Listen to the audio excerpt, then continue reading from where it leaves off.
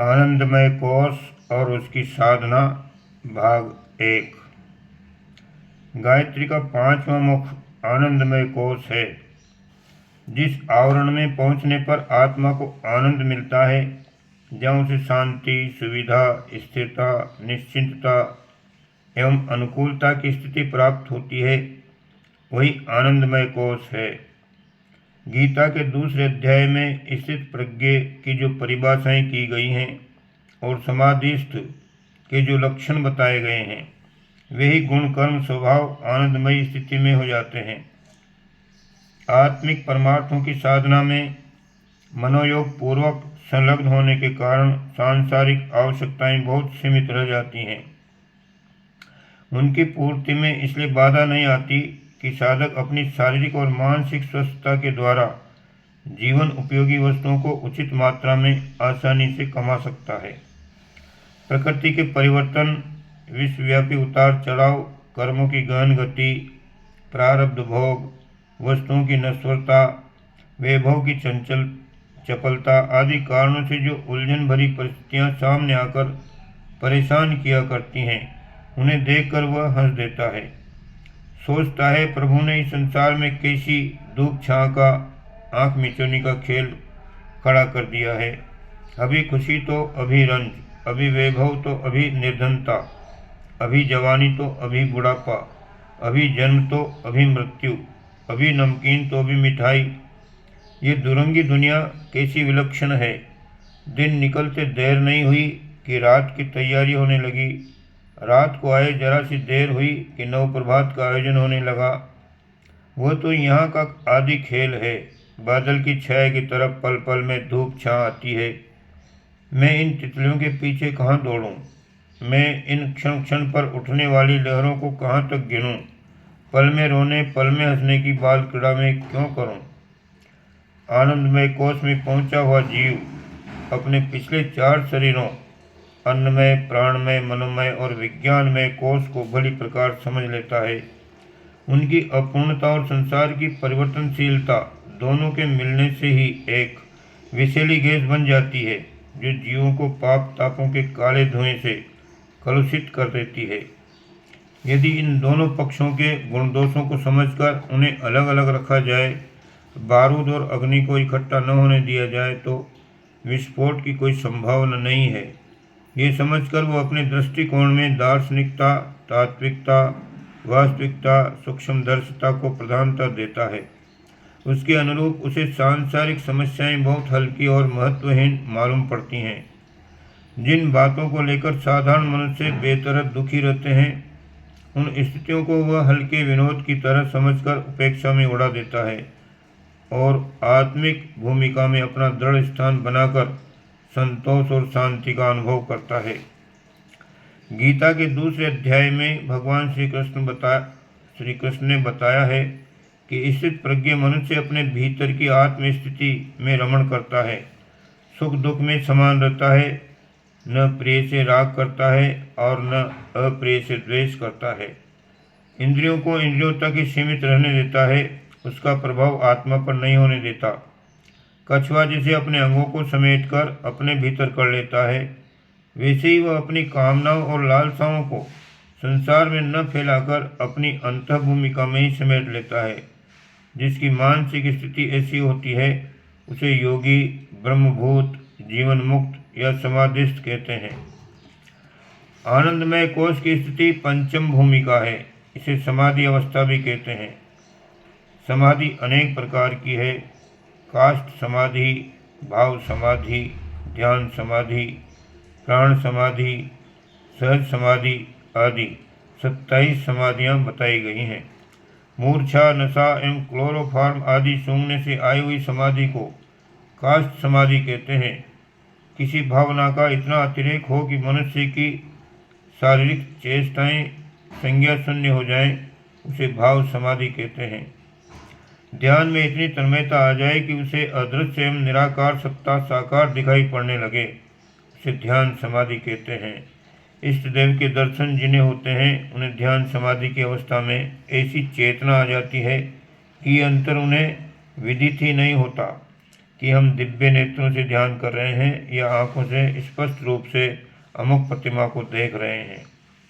प्राण समाधि ब्रह्मरंध्र में प्राणों को एकत्रित करके की जाती है। हठ योगी इसी समाधि द्वारा शरीर को बहुत समय तक मृत बनाकर भी जीवित रखते हैं। अपने आप को ब्रह्म में लीन होने का जिस अवस्था में बोध होता है उसे ब्रह्म समाधि कहते हैं। इस प्रकार की 27 समाधियों में से वर्तमान देश काल पात्र की स्थिति में सहज समाधि सुलभ और सुख साध्य है। महात्मा कबीर ने सहज समाधि पर बड़ा बल दिया है। अपने अनुभव से उन्हें सहज समाधि को सर्वसुलभ देखकर अपने अनुयायियों को इसी साधना के लिए प्रेरित किया है। महात्मा कबीर का वचन है, साधो सहज समाधि भली, गुरु प्रताप भयो जो जा दिनते सुरति न अनत चली, आँखन मूंदूं कान न रूंधूं काया कष्ट न धारूं, खुले नयन से हंस हंस देखूं सुंदर रूप निहारूं, कहूँ सोई नाम सुनूं सोई सुमिरन, खाऊं सोई पूजा, गृह उद्यान एक सम लेखूं भाव मिटाऊं दूजा, जहाँ जहाँ जाऊं सोई परिक्रमा, जो कछु करूं सो सेवा, जब सोऊं तब करूं दंडवत, पूजूं और न देवा, शब्द निरंतर मनवा राता, मलिन वासना त्यागी, बैठत उठत कबहु न बिसरे, ऐसी ताड़ी लागी। कहे कबीर वो उन्मनी रहती सोई प्रकट कर गाई, दुख सुख के एक परे परम सुख, तेही सुख रहा समाई। उपर्युक्त पद में सदगुरु कबीर ने सहज समाधि की स्थिति का स्पष्टीकरण किया है। ये समाधि सहज है, सर्वसुलभ है, सर्वसाधारण की साधना शक्ति के भीतर है, इसलिए उसे सहज समाधि का नाम दिया गया है।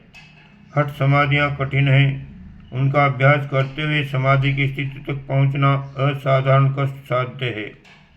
चिरकालीन तपश्चर्या सत्कर्मों के श्रम साध्य साधन सब किसी के लिए सुलभ नहीं है। अनुभवी गुरु के सम्मुख रहकर विशेष सावधानी के साथ वे क्रियाएं साधनी पड़ती हैं। फिर यदि उनकी साधना खंडित हो जाती है तो संकट भी सामने आ सकते हैं, जो योग भ्रष्ट लोगों के समान कभी भयंकर रूप से आ खड़े होते हैं। कबीर जी सहज योग को प्रधानता देते हैं।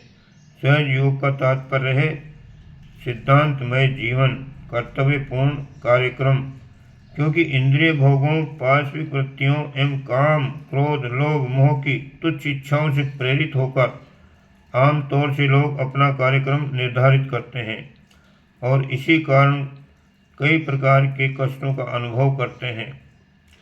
सहज समाधि असंख्य प्रकार की योग साधनाओं में से एक है। इसकी विशेषता यह है कि साधारण रीति के सांसारिक कार्य करते हुए भी साधना क्रम चलता है। इसी बात को ही यूँ कहना चाहिए कि ऐसा व्यक्ति जीवन के सामान्य सांसारिक कार्य, कर्तव्य, यज्ञ, धर्म, ईश्वरीय आज्ञा पालन की दृष्टि से करता है। भोजन करने में उसकी भावना रहती है कि प्रभु की एक पवित्र धरोहर शरीर को यथावत रखने के लिए भोजन किया जा रहा है। खाद्य पदार्थों का चुनाव करते समय शरीर की स्वस्थता उसका ध्येय रहती है। स्वादों के चटोरेपन के बारे में वह सोचता तक नहीं। कुटुंब का पालन पोषण करते समय वो परमात्मा की एक सुरम्य वाटिका के माली की भांति सिंचन संवर्धन का ध्यान रखता है। कुटुंबियों को अपनी संपत्ति नहीं मानता। जीविका उपार्जन को ईश्वर प्रदत्त आवश्यकताओं की पूर्ति का एक पुनीत साधन मात्र समझता है। अमीर बनने के लिए जैसे भी बने वैसे धन संग्रह करने की तृष्णा उसे नहीं सताती। बातचीत करना, चलना फिरना, खाना पीना, सोना जागना, जीविका उपार्जन, प्रेम द्वेष आदि सभी कार्यों को करने से पूर्व परमार्थ को, कर्तव्य को प्रधानता देते हुए करने से वे समस्त साधारण कामकाज भी यज्ञ रूप हो जाते हैं। जब हर काम के मूल में कर्तव्य भावना की प्रधानता रहेगी तो उन कार्यों में पुण्य प्रमुख रहेगा। सद्बुद्धि से, सद्भाव से किए हुए कार्यों द्वारा अपने आप को और दूसरों को सुख शांति प्राप्त होती है। ऐसे सत्कार्य मुक्तिप्रद होते हैं, बंधन नहीं करते। सात्विकता, सद्भावना और लोक सेवा की पवित्र आकांक्षा के साथ जीवन संचालन करने पर कुछ दिन में वह नीति एवं कार्य प्रणाली पूर्णतया अभ्यस्त हो जाती है और जो चीज़ अभ्यास में आती है वो प्रिय लगने लगती है, उसमें रस आने लगता है। बुरे स्वाद की खर्चीली, प्रत्यक्ष हानिकारक, दुष्पाच्य, नशीली चीज़ें, मदिरा, अफीम, तंबाकू आदि जब कुछ दिन के बाद प्रिय लगने लगते हैं और उन्हें बहुत कष्ट उठाते हुए भी छोड़ते नहीं बनता। जब तामसी तत्व कालांतर के अभ्यास से इतने प्राण प्रिय हो जाते हैं तो कोई कारण नहीं कि सात्विक तत्व उससे अधिक प्रिय न हो सकें। सात्विक सिद्धांत को जीवन आधार बना लेने से, उन्हीं के अनुरूप विचार और कार्य करने से आत्मा को सत तत्व में रमण करने का अभ्यास पड़ जाता है। यह अभ्यास जैसे जैसे परिपक्व होता है वैसे वैसे सहज योग का रसास्वादन होने लगता है, उसमें आनंद आने लगता है। जब अधिक दृढ़ता, श्रद्धा, विश्वास, उत्साह एवं साहस के साथ सत्परायणता में सिद्धांत संचालित जीवन में संलग्न रहता है तो वो उसकी स्थायी वृत्ति बन जाती है। उसे उसी में तन्मयता रहती है, एक दिव्य आवेश छा जाता है। उसकी मस्ती, प्रसन्नता, संतुष्टता असाधारण होती है। इस स्थिति को सहज योग की समाधि या सहज समाधि कहा जाता है। कबीर ने उसी समाधि का उपर्युक्त पद में उल्लेख किया है। वे कहते हैं, हे साधुओं, सहज समाधि श्रेष्ठ है। जिस दिन से गुरु की कृपा हुई और वह स्थिति प्राप्त हुई है, उस दिन से सूरत दूसरी जगह नहीं गई, चित्त डामाडोल नहीं हुआ। मैं आँख मूंदकर, कान मूंदकर कोई हठ योगी की तरह काया की कष्टदायिनी साधना नहीं करता।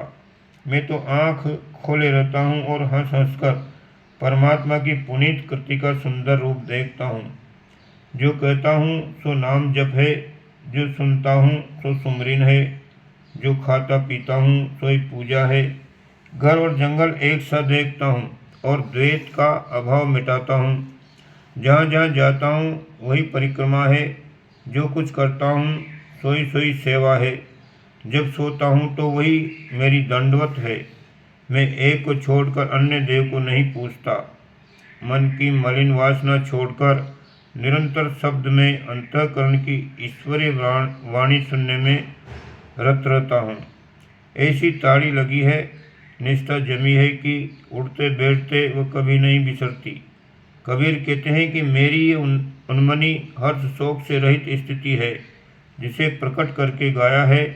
दुख सुख से परे जो एक परम सुख है, मैं उसी में समाया रहता हूँ। यह सहज समाधि उन्हें प्राप्त होती है जो शब्द में रत रहते हैं। भोग एवं तृष्णा की क्षुद्र वृत्तियों का परित्याग करके जो अंतःकरण में प्रतिक्षण ध्वनित होने वाले ईश्वरीय शब्दों को सुनते हैं, सत्य की दिशा में चलने की और देवी संकेतों को देखते हैं और उन्हीं को जीवन नीति बनाते हैं, वे शब्द रत सहज योगी उस परम आनंद की सहज समाधि में सुख को प्राप्त होते हैं। क्योंकि उनका उद्देश्य ऊंचा रहता है, देवी प्रेरणा पर निर्भर रहता है, इसलिए उनके समस्त कार्य पुण्य रूप बन जाते हैं। जैसे खांड से बने खिलौने आकृति में कैसे ही क्यों न होंगे तो मीठे ही, इसी प्रकार सद्भावना और उद्देश्य परायणता के साथ किए हुए काम बाहरी आकृति में कैसे ही क्यों न दिखाई देते होंगे वे यज्ञ रूप ही, पुण्यमय ही।